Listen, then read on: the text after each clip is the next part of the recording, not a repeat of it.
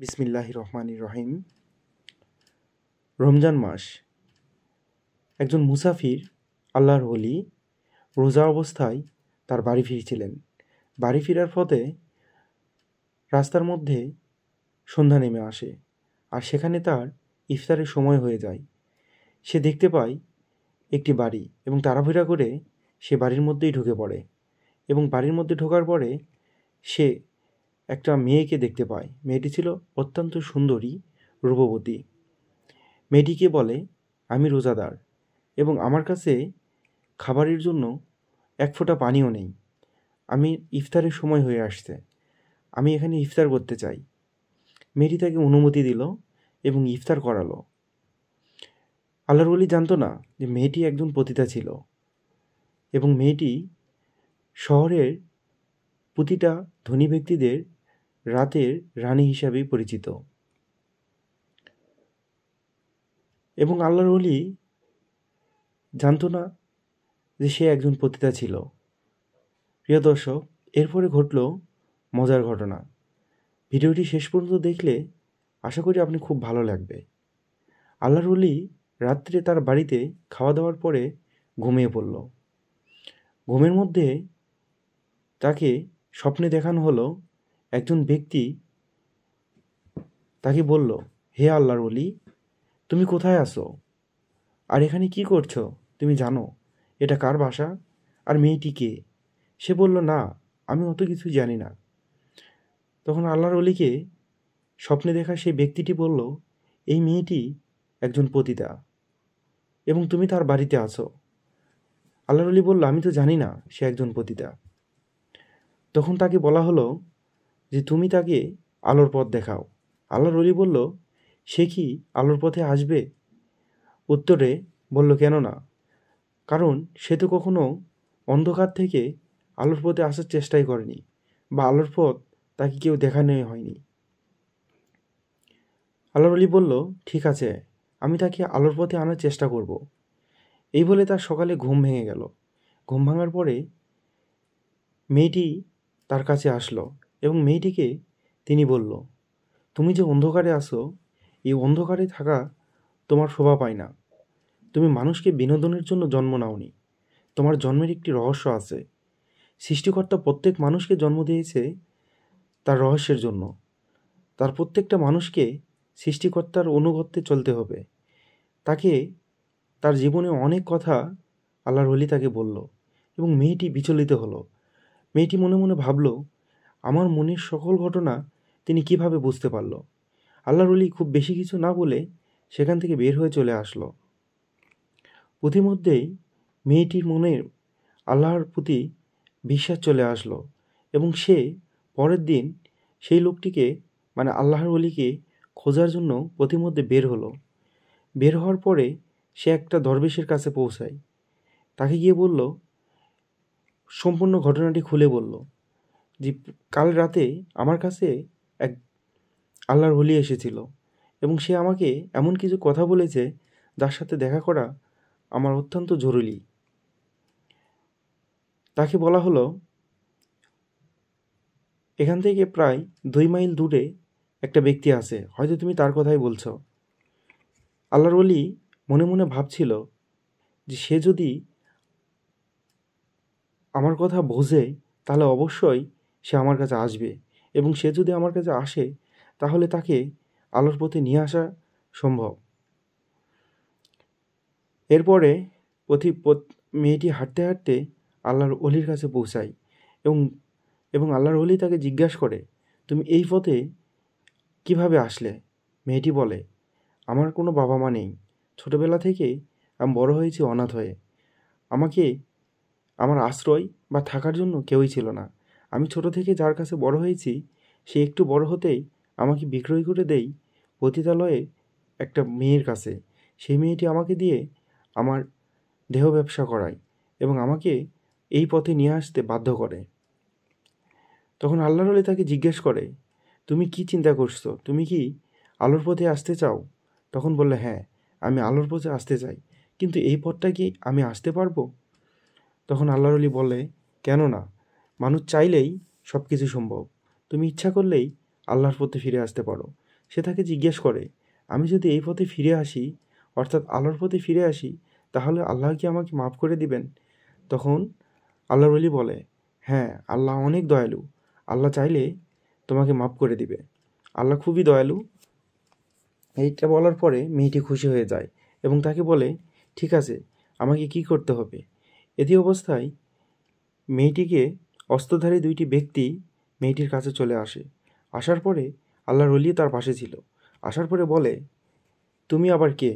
আল্লাহর ওলিকে 2টি ব্যক্তি, অস্ত্রধারী 2টি ব্যক্তি জিজ্ঞেস করে। আল্লাহর ওলি বলে, তোমরা কি? করছে 2টি ব্যক্তি তাকে বলে যে আমার এই মেয়েটিকে আমাদের খুব প্রয়োজন এবং ইনি আমাদের ব্যবসার মূল হাতিয়ার। ইনি না থাকলে আমাদের ব্যবসা লাটে উঠবে, আমাদের ব্যবসার লাভ খুব একটা হবে না। এত সুন্দর রমণী আমরা কখনোই মিস করতে চাই না। একে আমাদের দরকার, একে আমরা কারোর সাথে যেতে দেব না এবং এই পথ থেকে ভালো পথে একে আসতে দেওয়া হবে না। এই যদি ভালো হয় তাহলে আমাদের কি হবে? এটি বলেই আল্লাহর ওলি বলে যে তোমরা এরকম কিছু করতেই পারো না। যিনি ভালো হতে চায় তাকে ভালো হতে দাও।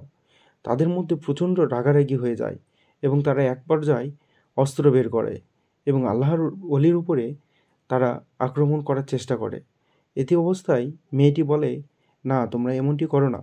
এই বলে মেয়েটি এবং আল্লাহর ওলি তারা একে অপরে বাঁচানোর চেষ্টা করে। আল্লাহর ওলি মেয়েটিকে বাঁচানোর চেষ্টা করে এবং মেয়েটিও আল্লাহর ওলিকে বাঁচানোর চেষ্টা করে। অস্ত্রধারী ব্যক্তিটি যখন আঘাত করতে যায় তখন আল্লাহর ওলিটি তাদেরকে ধাক্কা দিয়ে সেখান থেকে পালিয়ে যায়। পালিয়ে যেতে যেতে তারা একটা বদ্ধ বাড়ির মধ্যে আসে এবং সেই বাড়িটি ছিল একদম নিতান্ত একটি ফাঁকা জায়গার মধ্যে এবং আশেপাশে কোনো বাড়ি ছিল না, জঙ্গল এবং বদ্ধ একটি বাড়ি। সেখানে মেয়েটিকে জিজ্ঞেস করা হয়, আল্লাহর পথ অর্থাৎ আলোর পথ অত্যাধিক কঠিন, তুমি এই কঠিন পথ বেছে নিয়ে ভালো করছো, কিন্তু এই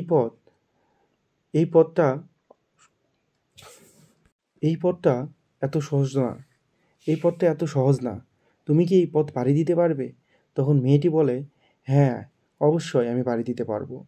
এই বলে তারা অনেক কথা বলে এবং মেয়েটির বিশ্বাস আরও বেড়ে যায়। মেয়েটি চায় যে আমার সম্মান আমি যেন ফিরে পাই। পথিমধ্যেই আল্লাহর ওলি মেয়েটিকে বলল যে শত্রুরা আমাদের পিছনে, তারা যদি আমাদের পায় তাহলে হয়তো আমাদের হত্যা করবে, আমাদের উচিত এখান থেকে পালান করা। তারপর তারা চিন্তা করলো তারা শহর থেকে অনেক দূরে কোথাও যাবে, কারণ মানুষকে সবসময় ভালো হয়ে বাঁচতে দেয় না। তাই আল্লাহর ওলি পরামর্শ দিল যে আমরা যদি ভালো হয়ে থাকতে চাই বা তুমি যদি ভালোভাবে যদি বেঁচে থাকতে চাও তাহলে এই শহর থেকে অন্য শহরে যেতে হবে। তারা অস্ত্রধারীদের হাত থেকে বাঁচার জন্য তারা চিন্তা করলো তারা এই শহর থেকে অন্য একটা শহরে পলায়ন করবে। ইতিমধ্যে তারা রাতের আধারে পালায়নের চেষ্টা করলো। ইতিমধ্যে অস্ত্রধারীরা দলে দলে যোগদান করলো এবং সবাই বুঝে ফেললো যে মেয়েটি পালানোর চেষ্টা করছে। এই জন্য রাস্তাঘাট এবং সব জায়গায় সবাই পাহারা দিল যে মেয়েটি যেন কোনো অবস্থাতেই এই শহর থেকে বাইরে যেতে না পারে। ইতিমধ্যে হাঁটতে হাঁটতে তারা বুঝতে পারলো তাদের পিছনে অস্ত্রধারীরা তাদের খোঁজে বের হয়েছে। তখন মেয়েটি বলল যে তারা তো আমাদেরকে খুঁজে পেয়ে যাবে আর পেলে আমাদেরকে হত্যা করে দিবে, তাহলে কি আমি মুক্তি পাবো? তখন বলল, হ্যাঁ, আমার একটা রাস্তা পরিচিত আছে এবং এই রাস্তা দিয়ে আমরা শহরের ভিতর দিয়ে বের হয়ে যেতে পারবো। এই বলে তারা একটি গুহার মধ্যে প্রবেশ করে। গুহার মধ্যে প্রবেশ করার পরে তারা গুহার একদম সামনে অর্থাৎ অন্য একটা শহরের পাশে যখন যাবে তখন দেখে গুহাটার মুখ আটকানো এবং গুহার মধ্যে সে অস্ত্রধারীরাও প্রবেশ করে এবং মেয়েটি বুঝতে পারে তারা খুব পিছে পিছে আসছে এবং মেয়েটি এটাও মনে মনে বিশ্বাস করে যে তাদের আর রেহাই নেই, এই বুঝি তাদের এখানেই ধরা পড়ল এবং তারা ধরা পড়লে হয়তো মেয়েটিকে সে আগের লাইনেই নিয়ে যাবে এবং আল্লাহর ওলিকে তারা এখানেই খুন করবে। মেয়েটি প্রচণ্ড ভয় পাচ্ছিল। ঠিক এই অবস্থাতেই আল্লাহর ওলি দোয়া পড়ে এবং তার দরজার সামনে ফু দেয় এবং ধাক্কা দেওয়ার ফলে দরজাটি খুলে যায় এবং তারা অন্য একটি শহরে পৌঁছে যায়। শহরের মধ্যে পৌঁছে যেতে যেতে তারা একটি মরুভূমি পায়। এই মরুভূমির রাস্তা দিয়ে যেতে যেতে হঠাৎ দূর থেকে একটি তীর আসে, মেয়েটির শরীরে আঘাত করে এবং মেয়েটির শরীর থেকে রক্ত বের হয়। তখন কিছু লোক আল্লাহর রাস্তায় তাদের কাছে আসে এবং এসে বলে যে আমরা আল্লাহর রাস্তায় যারা আসে তাদেরকে রক্ষা করার জন্য আমরা সবসময় তাদের পাশে আছি আল্লাহর রহমতে। তখন বেশ কিছু লোক তাদেরকে একসাথে নিয়ে যায় এবং পিছন থেকে শত্রুরা দেখতে পায় যে বেশ কিছু লোক তাদেরকে নিয়ে যাচ্ছে এবং ইতিমধ্যেই মেয়েটিকে নিয়ে তারা অন্য নতুন একটি শহরে চলে যায় এবং মেয়েটি বেশ কিছুদিন এইভাবে থাকার পরে মেয়েটি কোরআন পড়া শিখে এবং একদিন একটি গাছের নিচে মেয়েটি কোরআন পড়ছিল। ইতিমধ্যে আল্লাহর ওলি তার পাশে যায়, গিয়ে বলে আমরা তো একসাথে অনেকটা পথ পাড়ি দিলাম এবং এভাবে আমরা সারাটা জীবন পাড়ি দিতে চাই। তখন ছেলেটি অর্থাৎ আল্লাহর ওলিটি মেয়েটিকে বলে আমি তোমাকে বিয়ে করে নিতে চাই যদি তুমি রাজি হও এবং একসাথে আমরা আমাদের বাকি জীবন এভাবেই পাড়ি দিতে চাই। তখন মেয়েটি খুশি হয়ে হ্যাঁ বলে এবং তারা ইসলামের পথে আল্লাহর পথে বাকি জীবন কাটিয়ে দেয়। এভাবে আজকের গল্পটি শেষ হয়ে যায়। প্রিয় দর্শক, গল্পটি যদি ভালো লেগে থাকে অবশ্যই চ্যানেলটি সাবস্ক্রাইব করতে ভুলবেন না। আর নতুন গল্প নিয়ে সামনে হাজির হব ইনশাল্লাহ। সবাই ভালো থাকবেন, সুস্থ থাকবেন। আল্লাহ হাফিজ। আল্লাহ হাফিজ।